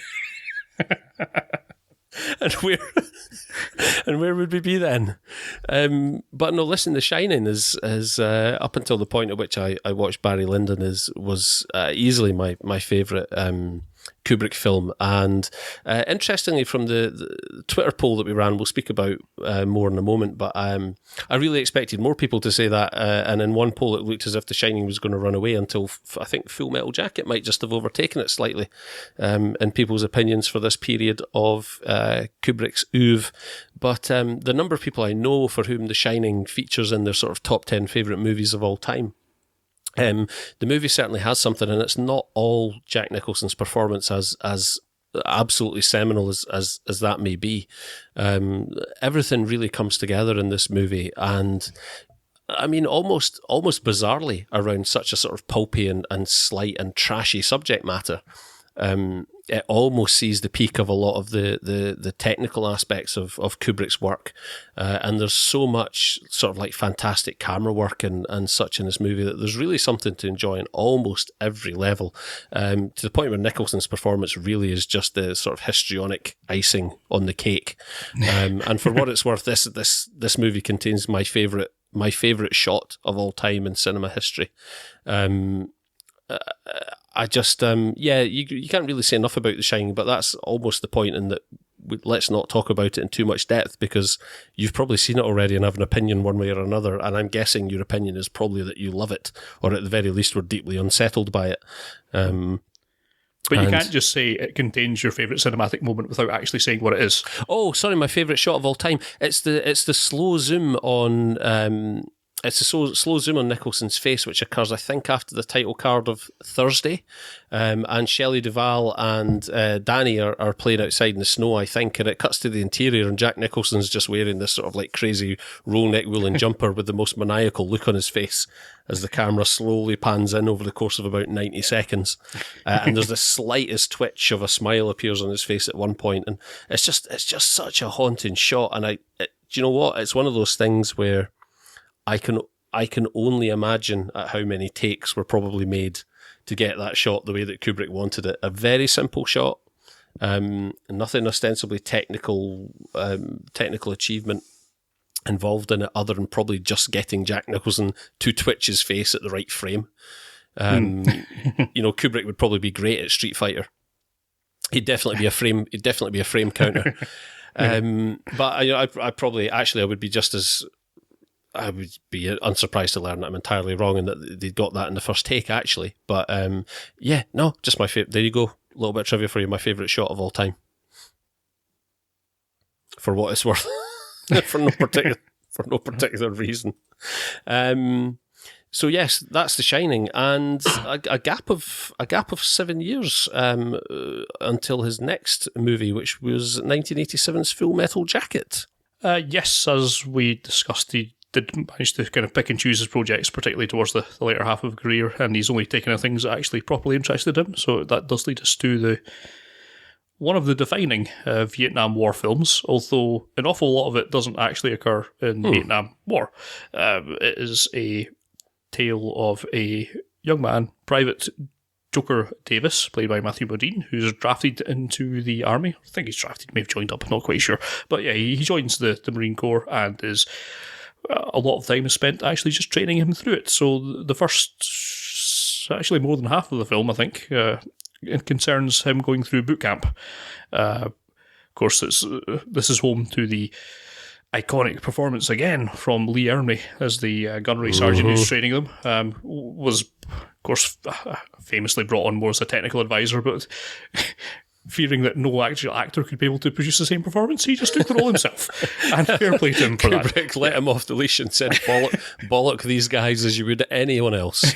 So off he goes, and a lot of the first, that first half plus a bit is centred on the relationship between Joker and Gomer Pyle, Private Leonard Lawrence, played by Vincent D'Onofrio, who is a somewhat less capable soldier, and his attempts to try and whip him into shape, which doesn't go too well at the end of the day. Well, they do manage to actually make him a much better soldier. It has the somewhat deleterious effect of actually breaking his mind in half and leading to him very merrily killing himself after killing Emery. Sorry if that's a spoiler, incidentally. We're kind of assuming you've seen this, given it is one of the most iconic movies of the 29 years is enough time that we don't have to really worry about spoilers. Yeah, so after that, it's sent off to Vietnam, where Joker is part of the journalist corps. He is nominally a writer for the war magazines. He is also sent out onto the front lines to do some reportage, which leads to his performance in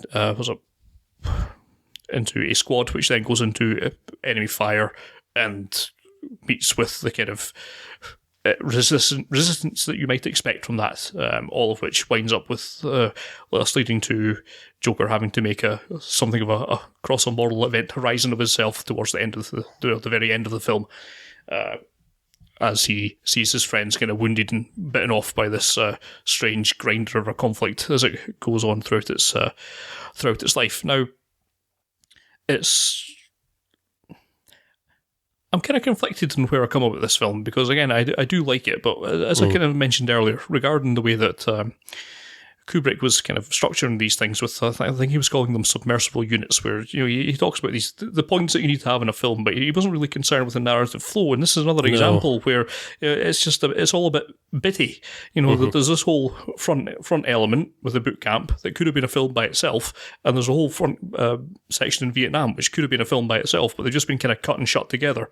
Yeah, I think it's remarkable that it's not hampered more by this, because in almost any other hand, you could see this just being an absolute disaster. It's not quite the leap from monkeys chucking bones about to giant space wheels, but it's very much in the same vein, and it is.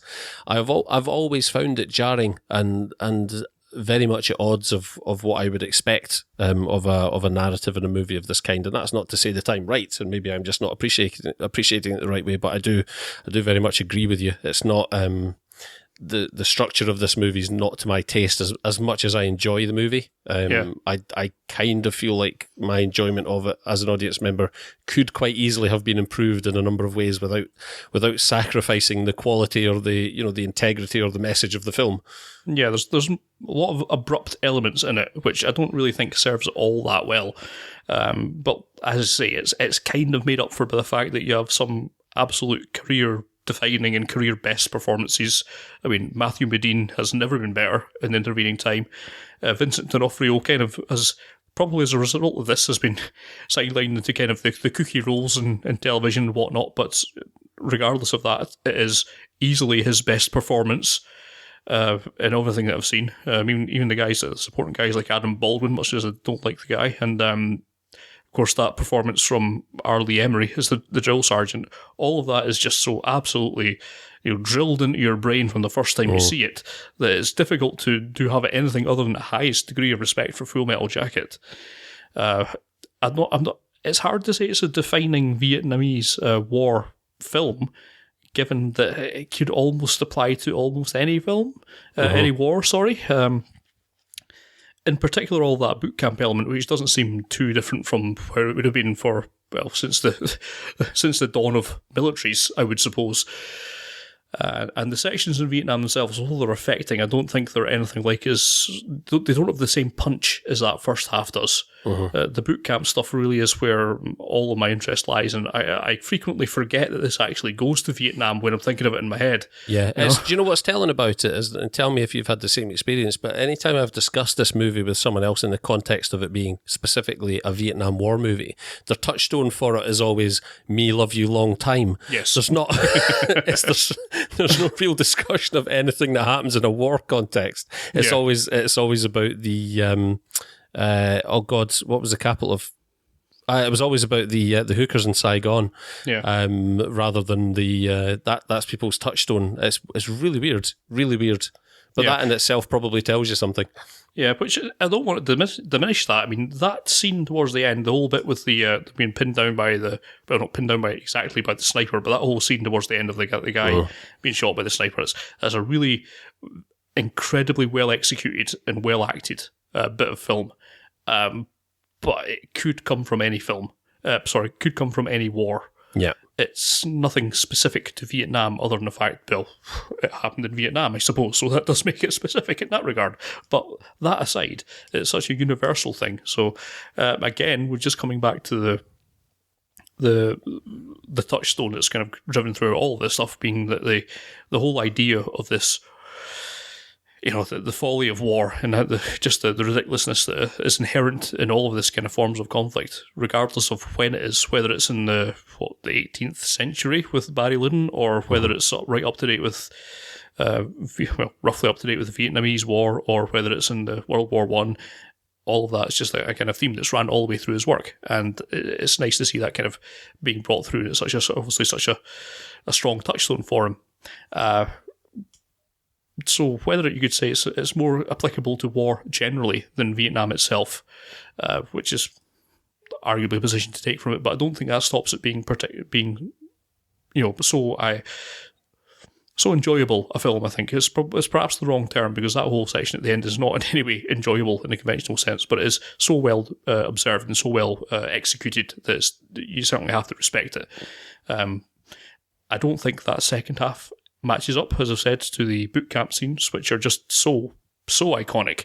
But nonetheless, it's still easily one of the most remarkable and, in my view, one of the best war films that's been made. So you can't go wrong with that.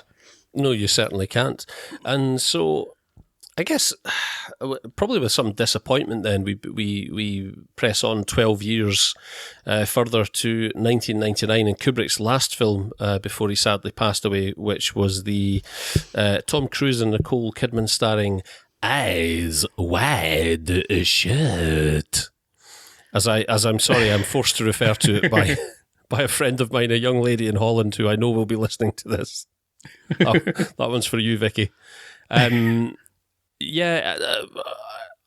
haven't felt compelled to reevaluate Eyes Wide Shut recently. I've watched it on a couple of occasions in the intervening years and never really found anything to be engaged by. But perhaps you have a different opinion, Scott. Certainly, I mean, give us a gist of it. Nope.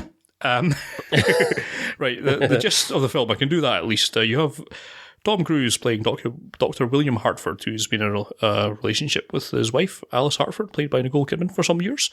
And the main beef of this, he's a doctor in New York, his wife's an art curator, and they seem to be having a fairly standard and happy marriage. However, at some point, a somewhat doped-up Alice explains to Tom that he had... Sorry, to Dr. William Hartford. It's hard Tom to his friends. Yes, that she had at some point thought about sleeping with someone else, and this is enough to push poor Dr. Bill Hartford off the edge as he goes off in what is billed as a night-long exploration of his sexuality and his morality. However, it's actually a night-long boring trudge through New York as he comes across some of the most curiously sexless bits of erotica that you could possibly imagine. And, he runs into an old friend who kind of invites him to some underground elite-style orgy of sorts. And this then brings him into... when it's figured out that he shouldn't be there, this kind of brings him into some kind of more existential dangers. It seems like these guys might be hunting him to actually kill him or something along those lines, and it turns into something more of a kind of conventional thriller at that point. But it's, for something that was, and correct me if I'm wrong here, but it was billed very much as his Kubrick's departure into erotica, and it is so strangely sterile for all that it would be done as. I mean, you mentioned earlier about how Kubrick was seen as clinical and perhaps that one that he's a bit motionless, and I can certainly see that when it comes to emotions such as love. I mean, certainly he's been all over the kind of spectrum with anger and all that kind of stuff and violence and stuff, but love and emotion and warmth has never really been his bag, and neither has anything remotely sexual. So this kind of was seen as a nonplussing departure for, well, I think for everybody, certainly for me, I had no interest in watching this when it came out, and although I wound up buying it at some point, and I never actually had any interest in actually watching it until I came for this podcast, and it has not impressed me in the slightest. In particular, Tom Cruise's character is an absolute douchebag, non-entity. I mean, apart from being just some kind of peely-wally non-entity in the first instance, the fact that something as simple as his wife, somewhat admitting that she's somewhat fantasized about having sex with someone else, would have him almost sleep with prostitutes and just all these other things that he goes on through, and it's just absolutely baffling to me. I was going to ask you, as a married man, has that been your experience at any point? Because I know it's not been mine. No. Not in the slightest. It's a strange out, and I don't know quite what they were thinking with it. And I mean, I could almost see a somewhat slight reformulation where you could almost strip this of pretty much all the erotic elements of it and turn it into a nice little thriller, which although at that point I might as well be talking about the game. But it's there's an interesting film in there somewhere, but I just don't buy this version of it because it's also curiously sexless. I mean, Tom Cruise. More so now, but even then at the time, I just don't think of as a sexual entity. Even when he was, I assume he was still married to Nicole Kidman at this point, correct? Yes. Well, this is very much the thing of a lot of people have made the assumption that this is the film that ruined their marriage, because it was shortly after this that they announced that they'd been having marital problems and they split up. Whereas I very much prefer to think of it as Kubrick selfishly leveraging the fact that their marriage was in crisis to attain a more realistic representation. But it is bizarre that a performance given by a very accomplished actor and his then wife, also an incredibly accomplished actor, could be so sexless. Yes, I see the points at where this is supposed to be erotic, but maybe I don't know whether it's not hitting my buttons on that particular basis. But yeah, it just seems so detached from anything approaching a sexual impulse in my being that it's difficult to see that it would be for anyone. It's just such a. It clearly has its own goals in mind, and I don't think it hits any of them.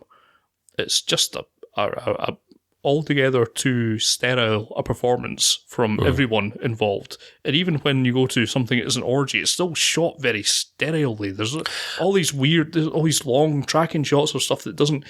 There's no engagement with anything there. You're just voyeuristically viewing this, and I don't think it actually works. It feels like a movie that was made 40 years earlier.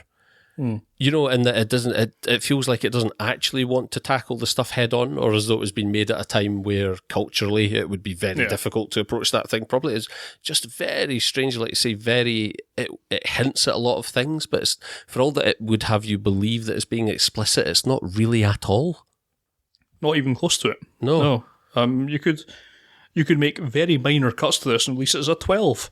There are, I mean, cuts were made to it at the time, and I'm not sure which versions now. I mean, I know more recent versions of it are unaltered, but here in the UK at least, a couple of scenes were digitally altered, I think, in the orgy scene or whatever, to obscure parts. And the only version I've seen was that altered version, I think, and I'm almost sort of out of a morbid curiosity want to see the unedited version just to see if there is anything there whatsoever, whether it be 6 frames of footage that warrant anything like the explicit tag that this movie so badly feels like it wants you to believe it has. And like you say, it just doesn't. You really could, with a couple of edits for dialogue and stuff, you could show this thing at 2:00 on a Sunday afternoon. Yeah, and the problem with the film in this basis is that it spends half its running time trying to get you down that path of thinking, oh, look at this erotica, and it fails so miserably that when it actually gets somewhat interesting, which it kind of does towards the end when it's more of a mystery or a thriller, I just don't actually care about the characters in it. And to be honest, if they'd actually caught Tom Cruise and decided to kill him, wouldn't really have cared all that much, because he's such a bland character at that point that I don't really care about what happened to him. So that's a bit of a failure on the film's part. I just couldn't engage with the main characters, and therefore I couldn't really engage with anything that's happening to them. Yeah, that's the thing, is that for a movie like this to pin everything on a context of something, to so how do I want to phrase this?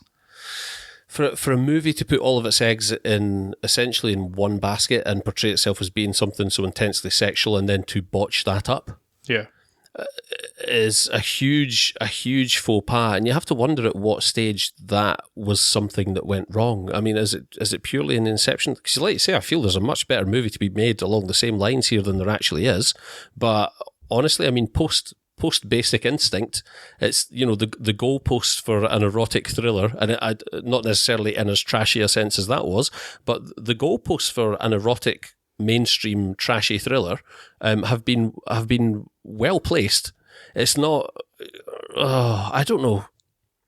I'm not suggesting that Kubrick should have made a Basic Instinct 2 or anything. You know what I'm trying to say? It seems like so far wide of the mark that you have to wonder at what point anyone stopped paying attention. Yeah, I mean, it's as close as he got to the kind of rumoured Blue movie that he was working on, his actual porn film, but there just doesn't seem to be any passion here from anyone involved.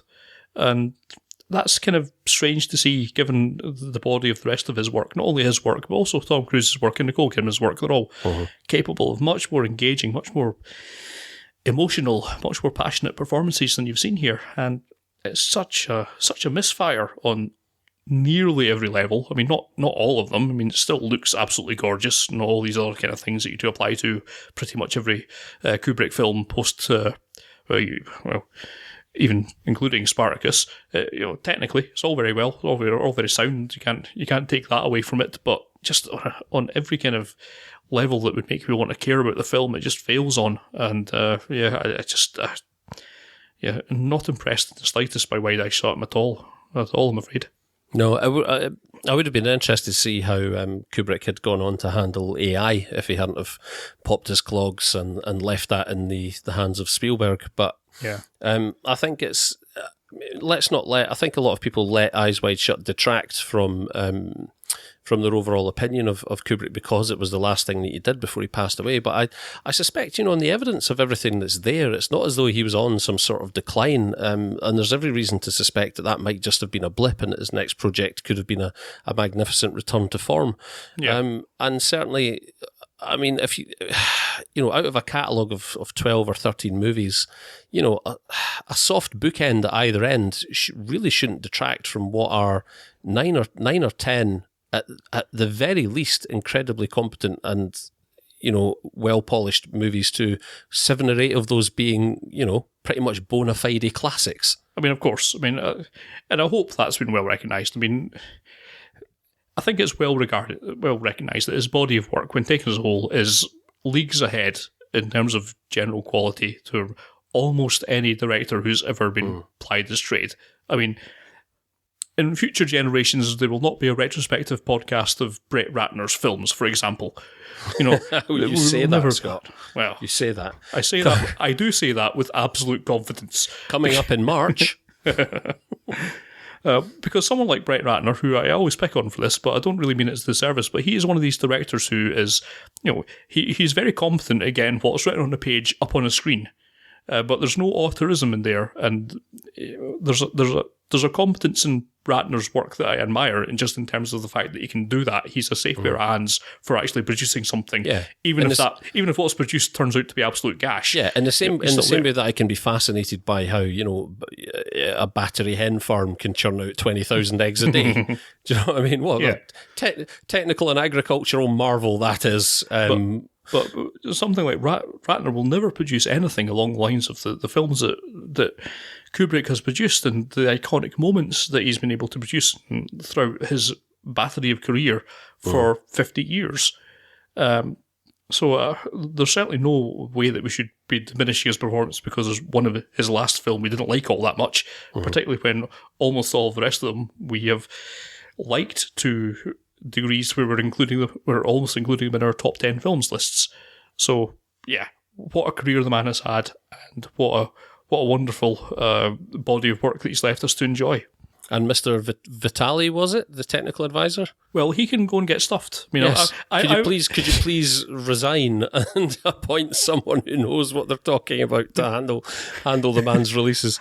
I'm eternally miffed by my description on the back of the Shining DVD release that I've got that says it's in widescreen. And I mean, technically, 4:3 is wider than it is tall, but it's not what I understand to be widescreen. Oh, dear. So, I don't know. You mentioned the Twitter polls, which I have not seen the results of. So, what say the world? I split this into 3 polls, okay, and I looked across this 12, the 12 most recent films. So beginning with Killer's Kiss, and working all the way through to Eyes Wide Shut. I split it into 3 polls, and I asked our peeps on Twitter to weigh in with their favourite in each of those periods. So for early periods, Kubrick. We have Killer's Kiss, The Killing, Paths of Glory, and Spartacus. Paths of Glory, the clear winner with 67% of the vote, and Spartacus with 33%, with the caveat that we had a whole 3 votes on there. At least one of which for Paths of Glory was mine. Yeah. I'm not sure if the other was yours, was it? I didn't vote in any of these polls, but if I had, it would be for Paths of Glory. I did to bump start them, and I think that's a fair. I think that's a pretty fair result for Paths of Glory. I think objectively that is absolutely the milestone movie from that early period. Absolutely. I think a lot of that response was due to a couple of factors. Interestingly enough, I was putting it mostly down to the timing at which I posted it and my lack of foresight in posting it 2 days ago with a time limit of 1 day, meaning I couldn't bump it further into people's timelines today to sort of garner more responses. But also, I think it's interesting that you point out that at that period of his career, at least a couple of those movies, a lot of people are unlikely to have seen. Yes, and therefore not be able to form an opinion of. So there is that. I'm pleased to say that we got a much more positive response for mid-period Kubrick. So taking into account Lolita, Doctor Strangelove, 2001: A Space Odyssey, and A Clockwork Orange, we had 28 votes, which was a far more acceptable sample. So thank you for everybody who voted there. That was a really pleasant surprise to get that many votes. 4th place, perhaps unsurprisingly, Lolita, with 4%, or I think that obviously breaks down as just 1 vote. Yeah. Perhaps more surprisingly, Doctor Strangelove in 3rd place with 25% of the vote. Okay. I thought that might have done better, but then obviously your comment there around how well it's weathered on repeat viewing might be a factor there for people. 2001 in 2nd place with 29% of the poll, and A Clockwork Orange with 43% is kind of what I expected. I thought it was going to be Clockwork Orange or 2001. Yeah, surprised it's not 2001. I mean, for me, I think A Clockwork Orange is the most enduringly thought-provoking film, for example. But of those, I would say Strangelove is the best. Yes. Certainly on your first viewing, I can't see past Strangelove. It's just such an amazingly well-observed I can't either. My vote there would have, and in fact did, go to Doctor Strangelove. Again, only purely in the interest of bump starting the vote. I'm not sure if anybody likes to be the first to vote, so I always cast the initial vote on posting these polls anyway. And then for the latter period, Kubrick, there is still 13 hours left to vote if you want at the time of recording, but it will not be taken into account. We have Barry Lyndon, The Shining, Full Metal Jacket, and of course Eyes Wide Shut. Disappointingly for me, out of 22 votes, only my vote for Barry Lyndon. What's wrong with you people? And disgracefully, an equal number of votes, 1 vote for Eyes Wide Shut. What are you thinking? No tastemaker am I. And then, actually, perhaps surprisingly here, The Shining in 2nd place at 41% of the poll, and Full Metal Jacket at 50%. Keen-eyed viewers or keen-eared viewers will notice there that actually adds up to 101%. So thank you, Twitter poll, for rounding incorrectly. Initially, as I was watching these poll numbers live, The Shining looked like it was going to run away with it, and then there was a late surge for Full Metal Jacket. So I'm quite surprised by that, because again, I thought out of that batch there that The Shining was going to be a complete runaway, even before voting started. But there you go. More people engaged by Full Metal Jacket, or at least out of the 22 people who voted in that poll. So that's interesting. I'm not sure what that says, if anything. I'm not going to argue with anyone who enjoys Full Metal Jacket that much, because it is a very, very good film, but I just had a feeling that The Shining was more the iconic film, and more the one that people would tend towards. But there you go. Not a huge gulf between the two. I think the main thing that poll suggests is that not enough people have watched Barry Lyndon. So get that sorted. Yeah, exactly. Get that sorted. And if you do watch it and you dislike it, watch it again, because you're wrong. But listen, thank you so much for everyone who took part in that poll. Those last couple of polls there, although they're obviously modest numbers by Twitter standards at large, that's a great response for us. That was really heartening for me that so many people responded. So thank you very much for your input. Yep, thank you very much for everyone on Twitter. And please keep engaging with us. One of us is normally on there at some point to either agree or rebut with what you're saying. So please try and keep us engaged. It keeps us busy, keeps us off the streets. Exactly. If you do want to give us a follow and help with any retweets on stuff, then obviously it's at Fuds on Film. We also have a Facebook page which you can check out. Yes, that's facebook.com/Fuds on Film. Also, obviously, a lot of our audio is served up through SoundCloud, so we should be quite easy to find on there. And what was I going to say? Yes, the biggest favour you could do us would be to hop on over to iTunes and look us up there and leave us a review on iTunes. I know you hear this from every podcast you subscribe to at the moment, but those iTunes reviews really do make the world of difference to rankings and exposure, and it really helps us. It's one of the most effective ways to help us find more listeners out there. So if you have enjoyed the podcast, or even if you've got any critical feedback, bring it on. We are more than open to criticism. If it's constructive, pop on over to iTunes and let us know one way or another, and we will be eternally grateful.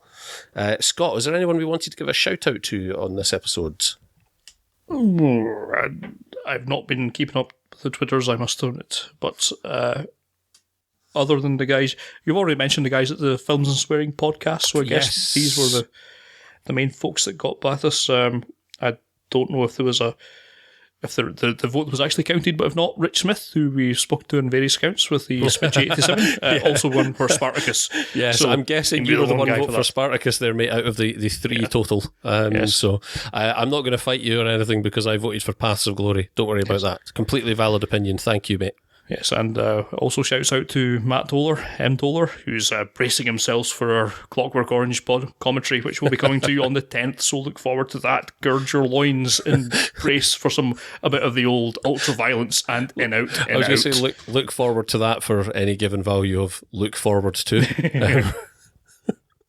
And anyone else who we've forgotten, obviously all of the contact and interaction we have with you guys is greatly appreciated and very much enjoyed. So if you've got an opinion on anything that you've listened to in this podcast, or even past podcasts, or anything that you would like us to talk about in future, then please do let us know. As Scott mentioned, we will be back on the 10th of February with our commentary for Clockwork Orange. I think we're pretty much certain on that at this point, Scott. Yeah. And in the meantime, I suppose, take care of yourselves. I was Craig Eastman, Scott was Scott. I certainly was. And we will catch you all on the flip side. Cheerio. Bye.